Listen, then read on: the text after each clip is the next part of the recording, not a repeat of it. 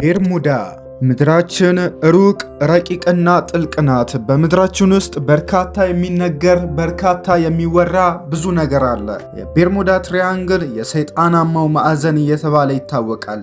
ለነገሩስ ቢሆን ይህንን የሰይጣን ስራ ነው ብሎ ከማለፍ በስተቀር ምን ማለት ይቻላል ለአንድ ፍጡር? በዚህ አነጋጋሪ የሶስት ማዕዘን አካባቢ ያለፉ አውሮፕላኖችና መርከቦች ደብዛቸው ሲጠፋ፣ ሌላው ቢቀር ስብርባሪያቸው እንኳን የውሃ ሽታ ሲሆን ይህንን ማዕት ሰምቶ ሰውረኝ ከማለት በስተቀር ማንም ምንም ሊያደርግ አልቻለም። ታዲያ ለዚህ በሰሜን አትላንቲክ ውቅያኖስ የሚገኘውና በአሜሪካና በአውሮፓ በካሪቢያን ደሴቶች መካከል አልፎ ለመሸጋገር የሚሞክሩ መርከቦችን እዛው አካባቢ ሰማዩ ላይ የሚበሩ አውሮፕላኖች ደብዛቸው መጥፋት በወቅቱ እንኳን በሚዲያዎች ሲዘገብ አከራካሪና ግልጽ ባልሆነ መልኩ በበርካቶች ልቦና ጥርጣሬን የፈጠረ እንጂ እውነታውን አውቆ ግልጽ አድርጎ ያስረዳ አንዳች አካል አልነበረም። በወቅቱ ስለተፈጠሩ አደጋዎች ጸሐፊዎች ከጊዜ ወደ ጊዜ የተለያዩ አንዳንዴም እርስ በርስ የሚጣረሱ መላምቶችን እያስቀመጡ ዛሬም ድረስ ተወዛግበው እያወዛገቡ አሉ። የሳይንሱ ዓለም እንቆቅልሽ የሆነው ይህ የሶስት ማዕዘን በትክክል የትኞቹን ቦታዎች እንደሚያካልል በ1964 ሃርጎሲ መጽሔት ለመጀመሪያ ጊዜ ባወጣበት ወቅት የቤርሙዳ ትሪያንግል አዋሳኝ መስመሮች ሚያሚ፣ ሳንጁዋን እና ፒዮርቶሪኮ እንደሆኑ ቢገልጽም ከዚያ ጊዜ ጀምሮ በተከታታይ የተለያዩ ተመራማሪዎች ባሰፈሯቸው ጽሑፎቻቸው አንዳንዴ ይህንን ሲያፈርሱ፣ አንዳንዴ ደግሞ መልሰው ሲቀበሉት ቆይተዋል። ስለ ሰው ልጆች አፈጣጠር እንኳን አሁን ካለውበት ዘመን ወደ ኋላ ብዙ ሺህ ዓመታትን ተመልሼ ማወቅ እችላለሁ።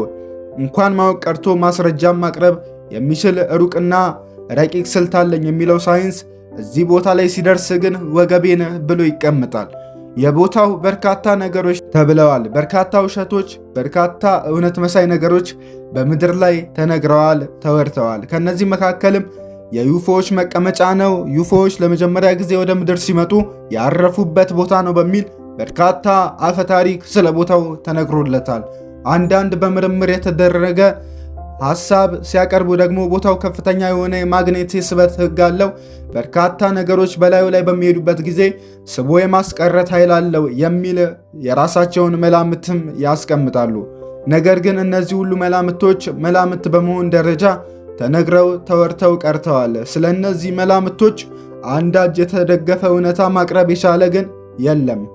ለዚህ አነጋጋሪና አስደንጋጭ የሶስት ማዕዘን አካባቢ በዚህ አነጋጋሪና አስደንጋጭ የሶስት ማዕዘን አካባቢ ከተፈጠሩ ክስተቶች መካከል አንዱ የኤሎን ሰርጀልም ጀልባ መሰወር ነበር። በ1888 ዓመተ ምህረት እንደ ፈረንጆቹ አቆጣጠር መሰወሯ የተነገረላት ይቺ ጀልባ የመሰወሯ ዜና በደፈናው ያቀረቡት ሚዲያዎች መጀመሪያ ከእይታ ተሰወረች። ጥቂት ቆይታ ደግሞ ከያዘቻቸው መርከበኞች ጥቂቶቹ ጎድለው ተመልሳ ታየች። ከዚያ ግን ለሁለተኛ ጊዜ ግን ልትገኝ አልቻለችም ሲሉ ድፍን ዓለምን ያነጋገረ ዜና ሰሩ። ለነገሩ በእነሱስ እንዴት ይፈረዳል? የዚህ አወዛጋቢ ቦታ ትንግርት የማንም ግልጽ ሆኖ አያውቅም። በዚያ ላይ ደግሞ የሰው ልጆች ባህሪም አስቸጋሪ ነው። እንደዚህ አይነት ጥናቶች ወቅት ሰዎች የሚዋሹት ውሸት ወይም ባዩት ጥቂት እውነታ ላይ መዓት ውሸትን ጨምረው መናገር የዘወትር ልማድ ነውና ይህም ለሳይንቲስቶች ፈታኝ እንደሆነ ይነገራል። ይህንን ዜና የሰማ ሁሉ ጀልባዋ በመጀመሪያ ስትሰወር የያዘቻቸው ሰራተኞች ምን ቀነሳቸው፣ ዳግመኛስ ከተገኘች በኋላ ለምን ተሰወረች ሲሉ ቢጠይቁም መልስ የሰጣቸው አካል አልነበረም። ይህ መዓት በኤለን ጀርባ ሳያበቃ በ1918 ማርች 4 የአሜሪካ የባህር ኃይል ካለምንም ጦርነት በርካታ አባላቶቹን ያጣበትን አደጋ አስተናገደ። ይህ የማንጋኔስ አለትን ይዞ ሲጓዝ የነበረውና በ304 አካላትን ወታደሮችን የያዘው ይህ መርከብ መሰወሩን ሲነገር እንደ በፊቱ ትንግርት ዝም ብለው ያለፉ እንዳሉ ሁሉ የጠላት ሴራ ነው ብለው የተለየ ጥርጣሬ እንዳላቸው የገለጹም አልጠፉም። ታዲያ ያለ አንዳች ማስረጃ ተራ መላምት ሆኖ ቀረ እንጂ የዚያችን ሀያል አገር ባህር ኃይል ምን አስቀርቶ ማን ያመልጥ ነበረ? ለስልጠና በረራውን እያደረገ የነበረ አውሮፕላን በአትላንቲክ ውቅያኖስ ሰማይ ላይ እየበረረ ሳለ ተሰውሮ ሌላኛው የቤርሙዳ ሰለባ ሆኗል። አውሮፕላኑ የተሰወረው መንገድ ጀምሮ መመለሻው ሰዓት ላይ ነዳጅ አልቆሰበት ተከስክሶ ነው በሚል መላምታቸውን ያስቀመጡ መርማሪዎች ይህንን የጠፋባቸውን አውሮፕላን ለመፈለግ ሌላ 13 ሰራተኞችን የያዘ አውሮፕላን ልከው የአሁኑ ይባስ ነውና ነገሩ ፈላጊዎቹም በዛው የውሃ ሽታ ሆነው ቀሩ። ብሪቴን ንብረት ሆኑ 2 መንገደኞች አውሮፕላኖችም ከነ መንገደኞቻቸው በዚህ በቤርሙዳ ውስጥ ሰምጠው እንደቀሩ ይነገርላቸዋል።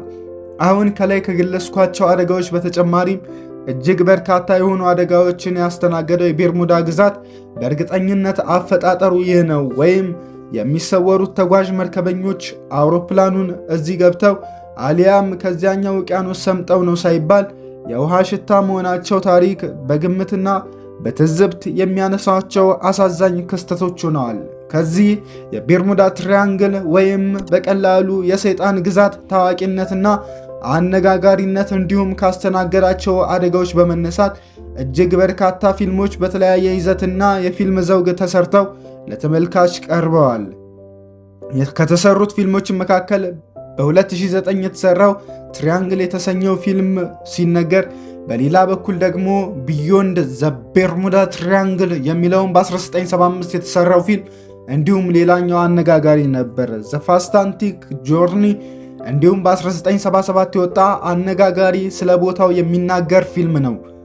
አጠቃላይ በዓለማችን ላይ ቤርሙዳን የመሰሉ ሌሎችም መንገደኞችን የውሃ ሽታ አድርገው ያስቀሩ 11 ቦታዎች በአሁኑ ወቅት እንዳሉና ከነዚህም መካከል 5ቱ በምድር ወገብ ላይ እንደሚገኙ፣ ይህ ደግሞ ተራ ግጥምጥሞች ሳይሆን አንድ የሚያገናኛቸው አንዳች ምክንያት እንዳለም የተለያዩ ጥናቶች መነሻ አድርገው ቢጠቀሙበትም እስከ ዛሬዋ ዕለት ድረስ ግን ይህንን ውጤት አግኝቻለሁ ደርሼበታለሁ ማለት የቻለ የለም። በቅርቡ ግን የአሜሪካ የምርምር ተቋም እንደገለጸው ከሆነ የቤርሙዳ የሚባለው አካባቢ ከሰዎች ሐሳብና ጭንቅላት ውስጥ እንጂ በትክክልም በቦታው ያለ እውነት አይደለም ብሏል።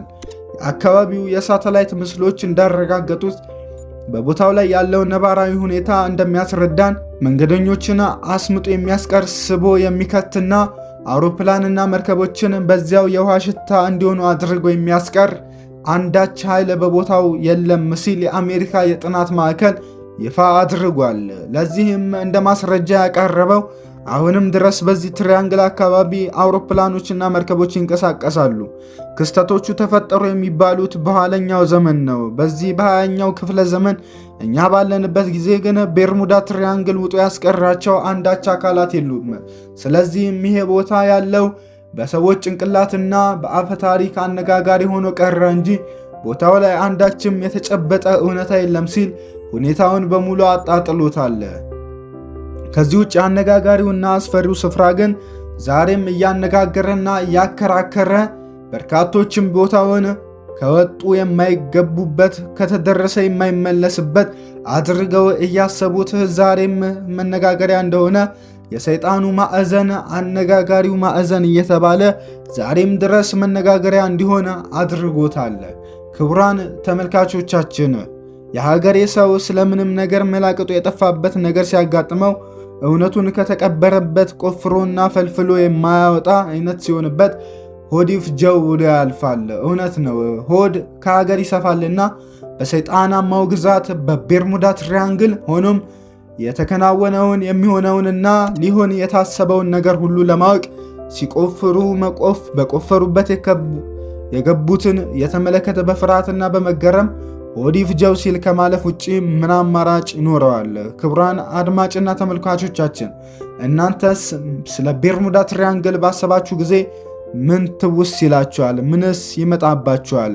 ይህ አስገራሚው ዓለም የብዙዎች መነጋገሪያ እንደሆነ ዛሬም ድረስ ከርሟል። በቦታው ላይ አንዳች እውነታና አንዳች የተጨበጠ ነገር አለመገኘቱ ደግሞ እንቆቅልሹን አሁንም ድረስ የእንቆቅልሽ ሆኖ እንዲቀር አድርጎታል። ምድራችን ላይ እጅግ በርካታ የሚነገሩ ብዙ ድንቆች አሉ።